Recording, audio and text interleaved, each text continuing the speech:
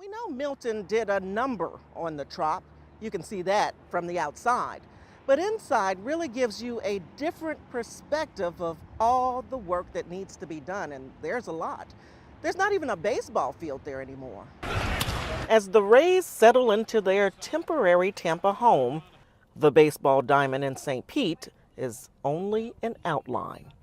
This is the first look inside Tropicana Field since Hurricane Milton tore off the roof in October, and it's not pretty. The battered scoreboard apparently is still working, but what was once turf is now concrete. Piping drains the water when it rains, and the roof, well, all you can see is metal and sky. The city architect says for $22.5 million, this can be fixed using Tencel fabric, the same sort of material that was ripped off the Trop. It's the same material, but it's designed to today's codes. So it's a much stronger material. It's thicker than what it was. There are a couple of things Major League Baseball was really concerned about: the lighting, the acoustics, and the ability to track a baseball. Raul Quintana, the city architect, says they've checked all the boxes with their new roof, but the material would be fabricated in Germany and then assembled in China.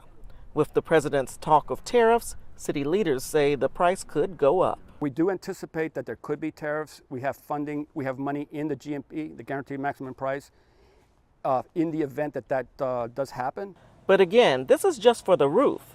Repairs must be made inside as well. When you come inside, it really is like a ghost town, and it's quite damp. You can smell it. But city leaders say there is no mold issue. We have had Greenfield Environmental and others in here, and there is no dangerous mold, there's no mold issue. And again, the building is not occupied on a daily basis, but no, there is no mold issue. We've had it tested. Make no mistake, water does get inside.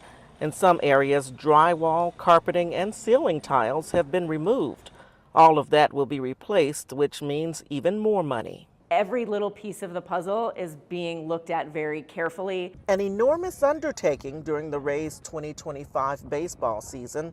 And while city leaders say there is no guarantees, they believe it's doable to get fans back in these seats at the Trop by next spring. If the city council does approve that money, the prep work would start in June, but the majority of the work, well, that would take place during hurricane season. So there's a lot of waterproofing that will have to be done. I'm on scene in St. Petersburg. Dahlia Dangerfield, Spectrum News. We're here at the Sales Resort Motel, where the family that owns this place has owned it for the last 33 years. And this place has suffered a lot of damage. Take a look. The windows are shattered. The rooms here on the first floor are destroyed. But despite all this damage, the owners of this motel that is just a few feet from the sand say they plan to rebuild. Take a deep breath and then take a moment to focus on the beauty. So this used to be a whole wall. That's been Zanetta Cieslak's motto every day since Hurricane Helene destroyed her family's Sales Resort Motel on Reddington Beach. Just gutted it. They gutted the wall. It must have been with the French doors and the sofa, because that, it was sledgehammered, the whole thing. You can still see the frame of the French door that was knocked off the hinges by storm surge in this room. So that was a guest laundry, gone. Zanetta gave us a tour of her family's motel. Every room on the first floor had a similar fate. It was horrific. Doors were torn half off, the windows were busted in. Furniture was in our neighbor's house. That wasn't the only thing swept up in floodwaters from their beloved family business. All desks, computers, everything washed out. Her father Ted's car title was returned after washing up on someone's yard more than 4 blocks away. But the same can't be said for their other memories. My dad's just charming. Ted's charming. Everyone loves Ted.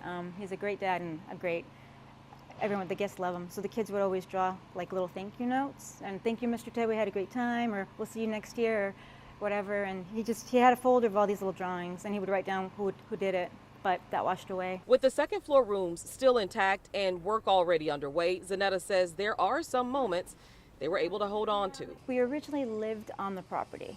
So when families would come with their kids, we would all become friends. So every year we'd have the same friends come visit. We'd just hang out, we'd run around on the beach and just be kids with all the kids. So we grew up with those families. Family is how they would describe most of the guests who check in at the Sales Resort Motel in the same room year after year since they first bought the place 33 years ago. Those same people are wanting to help now. And a lot of people have reached out, which is also very moving. I'm going to make me cry. Yeah. But yeah, people are they've been very kind. That kindness is also being shown through a fundraiser they set up to make up for the cost insurance won't pay for. With that and their determination, Zanetta says she's confident they'll reach their goal. On the bottom floor, do as many updates as possible, get the pool fixed up, the sunning deck, the landscaping, the rooms, of course, and then start renting hopefully early next year. That's the plan, if not sooner, but aiming for early next year. That's pretty ambitious. Yeah, you haven't met my dad. He's not a slacker. And there's definitely no slacking going on here. The owners say that they're doing as much work as they can physically, and then they're going to bring in some workers to help out. We plan on checking back in with them in the next couple of months once they open their doors and welcome guests back here. Reporting on scene on Redington Beach, Sandra Weathers, Spectrum News. There is a lot of damage here in Ranchero Village, but also a spirit of community. Some of the homes with the worst damage, those residents are not even here. They're seasonal, so neighbors have been calling them, keeping them updated, and even starting to clean up for them. It's been a difficult day for everyone. Walking outside to a heartbreaking reality. There's no controlling Mother Nature. One like javelin type piece of steel that went into one of the bedrooms. For Deborah Ross, the tornado damage inside her Largo mobile home was even more terrifying as the tornado touched down. A sharp metal beam tore right through her living room wall. It came flying through here. I was sitting in that chair there. And at that point, I knew what was happening. And I said, I'm out of here. And I ran to the bathroom and took shelter in the bathroom and waited for the shaking to stop and the rattling and the noise, and then came out to see this devastation. Still shaken and unsettled a day later. Neighbors in the Ranchero Village mobile home community are trying to clean up debris scattered everywhere and fix what they can, at least temporarily. Cover up the holes, see what I can do. Melissa Romano just moved in Monday. Her family of two, they ended up taking cover in the bathroom. I saw stuff flying, and then I saw siding like way up, and I knew it was a tornado. Sorry. And I ran in, grabbed my dog, we went into the bathtub, just let it pass. I'm getting emotional now. It's afterwards. And she's getting to work, hoping these Band-Aid fixes to her new and now damaged home will hold. That'll be good for now, I guess. Getting more rain tonight. There we go. Residents say this is the path the tornado took, traveling several blocks in the community, getting stronger along the way.